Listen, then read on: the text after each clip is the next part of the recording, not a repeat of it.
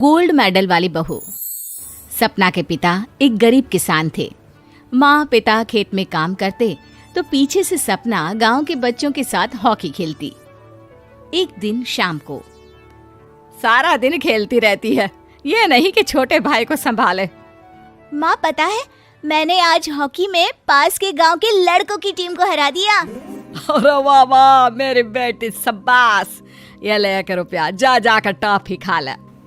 सपना खुशी से पिता के गले लग जाती है और बाहर चली जाती है। अरे तुम इसको बिगाड़ रहे हो, मैं ना इसकी शादी ही करा दूंगी। ऐसा कैसे शादी करा देगी? हाँ, अभी तो उम्र खेलने की है। माँ बड़बड़ करती वहां से निकल जाती है, लेकिन शाम को उन लोगों के घर कुछ लोग आते हैं। अरे राम सुखिया, जरा ये तो बतलाओ सपना के बारे में क्या सोचा है?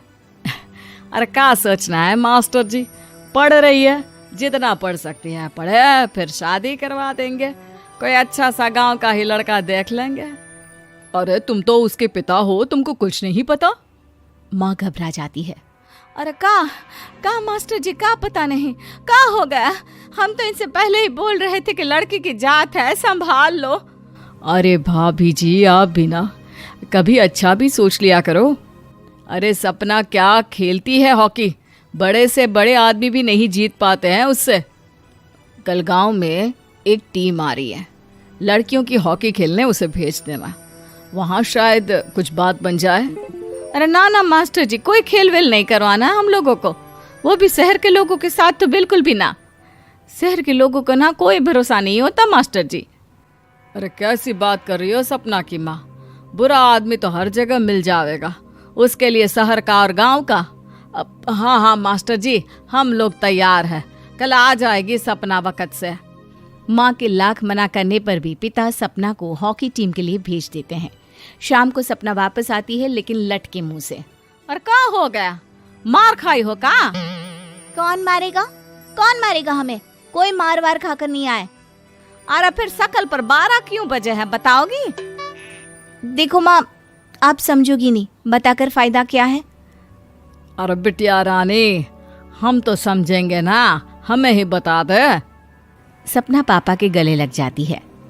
पापा, मैं ना सिलेक्ट हो गई हूँ भारत की हॉकी टीम में खेलने के लिए। अरे वाह, ये तो बहुत ही खुशी की बात है मेरे बच्चे।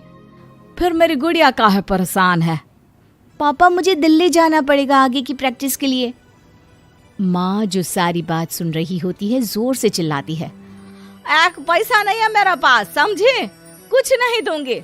शादी के लिए लड़का फाइनल भी कर दिया है, कल्ले का बेटा, वो शादी कर लेगा तुमसे। सपना पिता की ओर देखती है। अरे देख सपना, खेलने दिल्ली जाना है तो सिर्फ इसी शर्त पे कि आकर कल्ले से बेटे से चुपचाप शादी कर लेगी, बोल। अरे ठीक है ना, कल्ले का बेटा तो बहुत ही समझदार है, सरकारी नौकरी है उसकी, मान गया वो तो सपना शादी कर लेगी। सपना भी धीरू, जो कि कल्ले का बेटा था, उसे जानती थी। वो मन ही मन सोचती है कि शादी तो वैसे भी होनी है, लेकिन माँ की ये शर्त मान गई तो जीवन जीने का एक मौका तो जरूर मिलेगा। हाँ, मुझे मंजूर है। हाँ, तो कल मैं उन लोगों को बुला लूं? पिता और सपना दोनों एक दूसरे को देखते हैं। अब माँ ठीक है ना, बुलाने की क्या जरूरत है, वो लोग पसंद कर रहे हैं ना मुझे, वही ठीक है। बस आप तो मेरा दिल्ली का बैग पैक कर दो।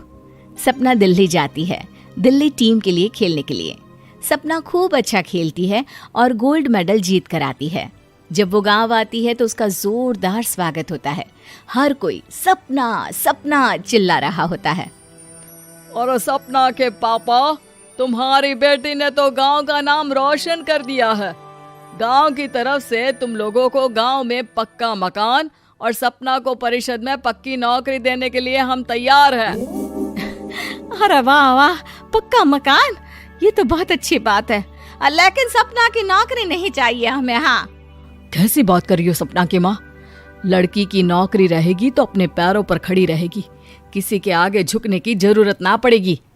अरे चुप रहो, हम तो नौकरी ना करते हैं, पर मजाल है कि किसी के आगे झुके हो। ना, हमारी बेटी नौकरी नहीं करेगी। पिता लाख समझाते हैं, लेकिन माँ नहीं मानती। और फिर वो दिन भी आ जाता है जब सपना को अपने कहे अनुसार लड़के से शादी भी करनी पड़ती है। ससुराल में ए बहू, तू रोज रोज सुबह कहाँ जाती है? घर का सारा काम निपटा कर कहाँ भागती है? माँ का घर तो पास ही है, वहीं निकल जाती है क्या? नहीं माँ जी, मैं हॉकी खेलने जाती हूँ, मुझे खेलना पसंद है। खेलना पसंद है? अरे कैसी बात कर रही है बहू, शादी के बाद तो कोई लड़की खेलती फैलती नहीं है, वो घर का काम काज देखती है। सपना कुछ नहीं कहती। वो एक रोज कमरे में अपनी अलमारी ठीक कर रही होती है कि तब सुनो, वो जो लटक रहा है ना, क्या बोलते हैं उसे? मेडल। सपना पति की बात सुनकर खुश हो जाती है, उनके पास जाती है। मैं सोच ही रही थी कि तुमने कभी पूछा क्यों नहीं। ये मेडल है, मैंने जीता है, पता है, हॉकी में। बड़ा मैदान, बहुत से लोग, 2 टीम और फिर शुरू होता है जुनून। पता है, लगता है जैसे बस जिंदगी यही है, खेलते रहो, भागते रहो, दौड़ते रहो और लक्ष्य को पालो। सुनो ना, मैं ना भारतीय टीम के लिए खेलना चाहती हूँ। माँ, यहाँ तो आ जरा। सपना हैरान हो जाती है कि ये क्या हो गया, पति अचानक से माँ को क्यों बुला रहा है। हाँ बेटा, क्या हो गया? काहे गला फाड़ रहे हो? माँ, ये सपना क्या कह रही है? अरे बीवी तो बोलती ही रहती है बेटा, लेकिन क्या हो गया, चिल्ला क्यों रहे हो? ऐसा क्या बोल दिया इसने? माँ ये बोल रही है कि इसको खेलना है भारतीय टीम के लिए। सपना डर जाती है। नहीं माँ जी, मैंने कहा कि मैं चाहती हूँ कि वो मैं बोला था ना, शादी के बाद कोई खेलता नहीं, घर का काम काज देखता है, लेकिन फिर भी। नहीं माँ जी, ठीक है, मैं घर का काम देखूंगी, कल से मैं खेलने भी नहीं जाऊंगी, माफ कर दीजिए। सपना पति की तरफ देखती है जो माँ की तरफ देख रहा होता है। उसे गुस्सा तो आता है, लेकिन करती भी तो क्या, सास के सामने कैसे पति की क्लास लगाती। अरे बेटा, अब क्यों घूरे जा रहे हो बहू को? माँ, अभी इस बात का फैसला करके जाना, वरना ये तो तेरे कमरे से जाने के बाद मुझे। अब चुप हो जाइए आप, छोटी सी बात का बतंगड़ मत बनाइए। छोटी सी बात? बहू, ये कोई छोटी बात नहीं है। जो लड़की दिल्ली के लिए गोल्ड मेडल ला सकती है, वो देश के लिए भी तो गोल्ड ला सकती है ना। हम लोगों को किसी चीज की कमी नहीं है बहू, घर का काम तो कोई भी कर लेगा, लेकिन देश का नाम रोशन करने के लिए सपना चाहिए।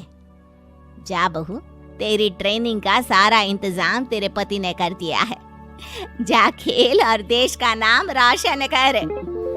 सपना की आंख में आंसू आ जाते हैं।